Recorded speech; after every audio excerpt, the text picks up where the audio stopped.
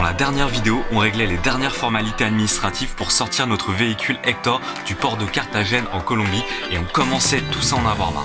Après une journée marathon entre le taxi-moto avec un casque amovible, les taxis-voitures qui conduisent comme des dingues, on finit par arriver le soir bien fatigué dans une superbe maison avec grenouille, avec piscine, louée spécialement pour préparer Hector tranquillement dans le jardin.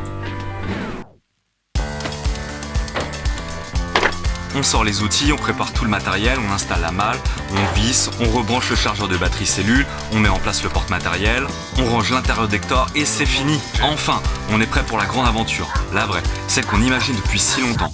On a même du mal à y croire mais on y est. Ce soir on dormira pour la première fois dans Hector en Amérique du Sud. On sait pas encore où mais c'est pas grave, ça fait partie de l'aventure. Alors bienvenue dans cette nouvelle vidéo.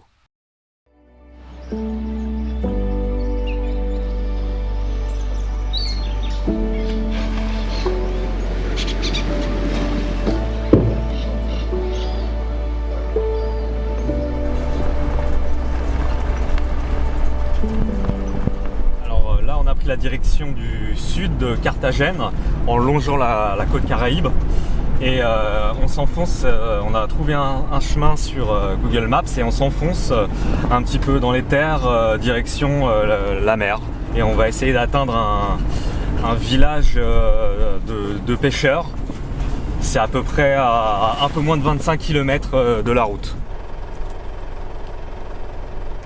Sur cette piste, on rencontre beaucoup de choses, mais étonnamment pas de voitures.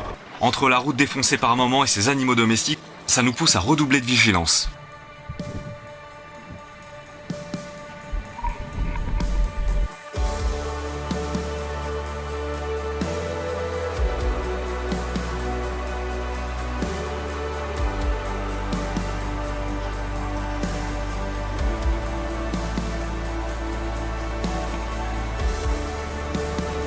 Comme je te le disais avant, on trouve de tout sur la piste. Mais c'est aussi ce qui fait son charme. Allez, encore quelques kilomètres et on arrive au village.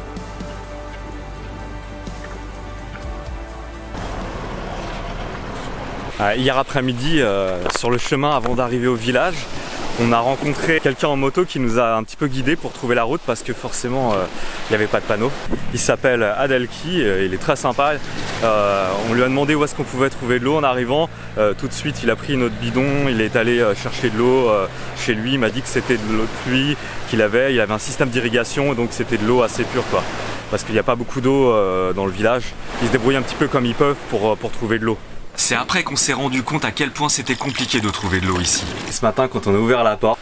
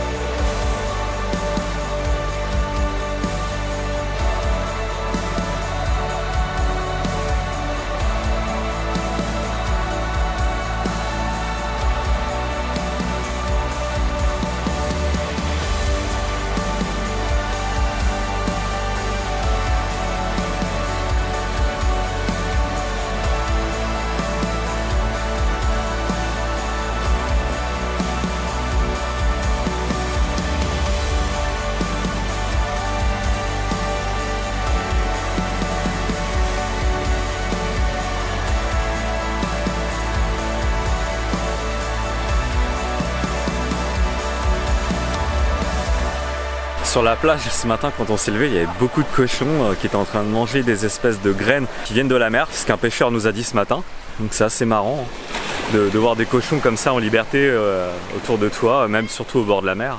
On profite du calme du village émergeant à peine d'une longue nuit pour prendre notre café assis près de la mer avec le bruit des vagues s'échouant sur le rivage.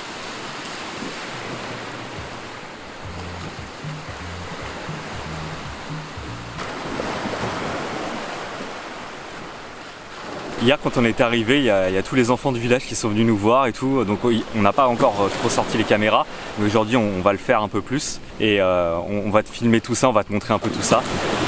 Il y a Nathan et Nicolas qui sont allés jouer aussi avec les enfants sur la place où on est garé. C'était assez sympa, il y a aussi des adultes qui sont venus nous voir. Bon, On a encore pas mal de mal à comprendre ce qu'ils nous disent. Heureusement, il y a Google Traduction. En plus, j'ai l'impression qu'ils ont un accent assez prononcé, donc ça nous aide vraiment pas pour la compréhension. Il faut vraiment qu'on travaille là-dessus et qu'on s'améliore en espagnol. Ce matin, Céline en profite pour faire une lessive. Avec une petite brise marine, nos vêtements seront secs très rapidement. Et sableux aussi, mais sur le moment, on ne le savait pas. Juste à côté d'Hector, on s'est garé. Il y a une espèce de petit abri avec des espèces de roseaux séchés qui sert justement à entreposer des filets de pêche. Et nous, on a mis notre petit fil à linge pour étendre nos affaires. Juste à côté de nous, il y avait une carapace de tortue. Ça faisait un moment qu'elle était là, celle-là.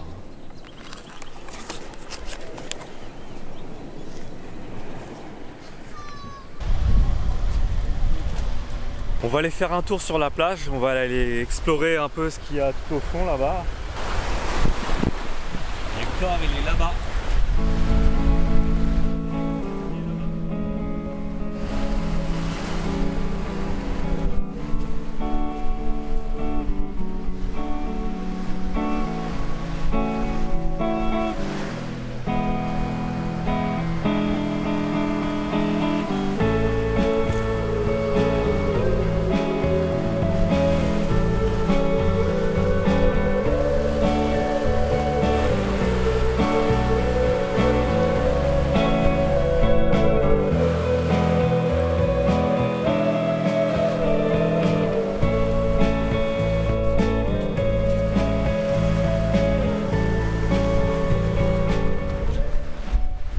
Adelki est né dans ce village, donc il connaît bien tout le monde. Je lui avais demandé la veille si c'était possible d'acheter du poisson aux pêcheurs directement sur la plage.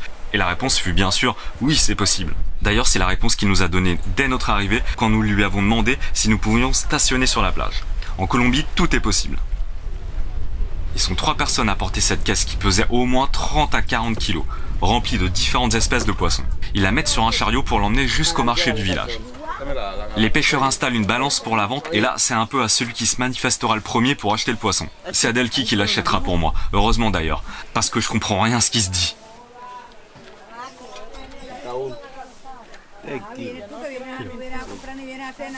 À ce moment-là, je me sens complètement immergé dans la vie du village. Les gens autour de moi semblent m'ignorer, ou plutôt je pense qu'ils sont très attentifs à ce qui se passe en ce moment. C'est comme une sorte de rituel quotidien qui rythme la vie des gens. On est bien loin de Carthagène où tout le monde veut te vendre un petit quelque chose ou bien te faire payer un service. Ça, c'est la langouste qu'ils ont pêchée ce matin, prise au piège dans leur filet. Mais nous, on reste sur du poisson. Beaucoup de personnes dans le village vivent de la pêche, mais Adelki, d'après ce qu'on a compris, lui, il donne juste un coup de main occasionnellement aux pêcheurs, sinon il vit de petits boulots à droite à gauche et il fait aussi du taxi-moto. De retour sur la plage, Adelki propose de le préparer pour nous. Vu notre grande expérience dans le domaine, on accepte volontiers. Là, les chinos. Medregal. Medregal. Sí. Ah, Medregal.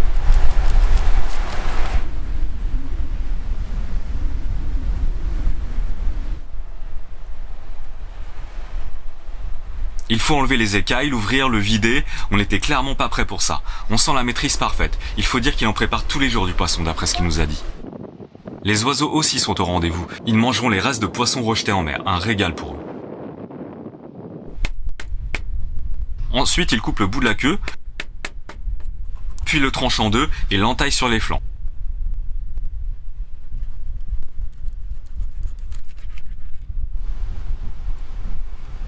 Il finira la préparation par le salage.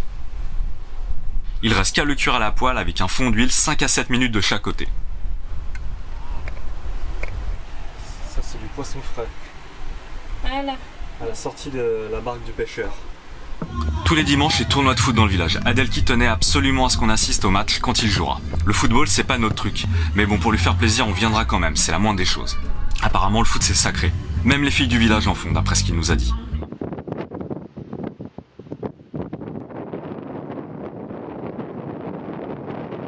Voilà une bien belle rencontre authentique et pleine de sincérité. C'est notre première, sûrement pas la dernière, belle découverte de notre voyage. Voir la gentillesse des gens prêts à nous aider sans rien nous demander en échange. Je sais pas s'il y en aura beaucoup des rencontres comme celle-ci, ou alors c'est comme ça que ça se passe dans les villages loin des centres touristiques. On verra bien. On se laisse guider par notre instinct, nos envies et nos rencontres. Maintenant, il est temps de partir, de se dire au revoir. Je lui donne l'adresse de notre chaîne YouTube pour qu'il regarde cette vidéo avec un grand plaisir, j'espère, même s'il ne parle pas un mot de français. Bon, avec les sous-titres en espagnol, il comprendra probablement le sens global de cette histoire que je te raconte actuellement. En tout cas, on le remercie lui et son village pour l'accueil chaleureux qu'ils nous ont offert.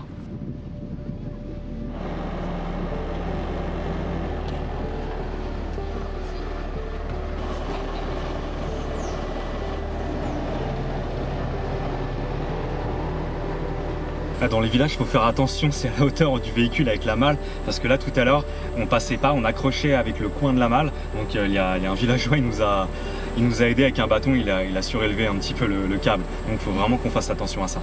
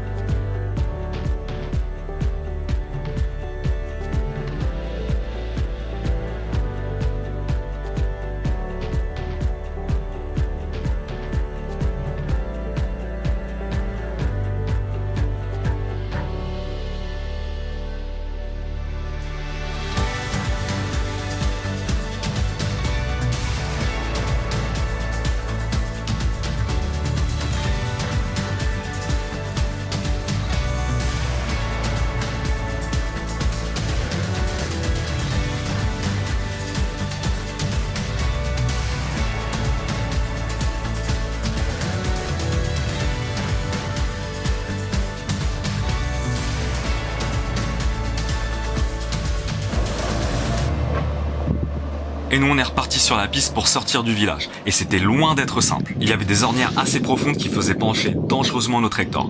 Céline n'aime pas qu'on s'attend que ça penche à ce coup. Bref, je me demande si elle aime vraiment les pistes.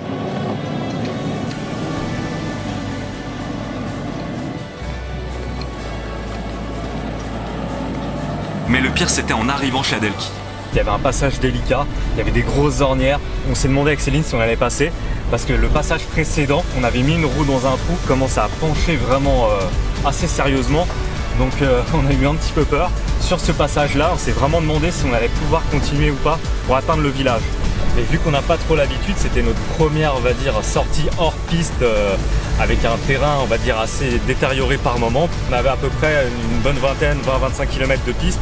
Les 5% qui étaient vraiment détériorés avec des grosses ornières, c'était assez délicat. Heureusement, le terrain était sec. Je pense que c'est sûrement une question d'habitude.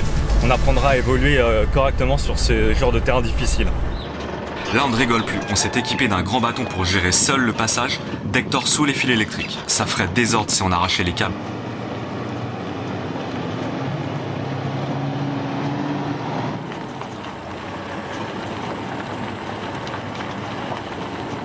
Maintenant, on roule vers une nouvelle destination avec une belle surprise, mais je t'en dis pas plus. Ça, tu le verras dans les prochains épisodes. En attendant, pour nous suivre et surtout pour nous soutenir dans l'aventure, n'oublie pas de t'abonner, liker et partager.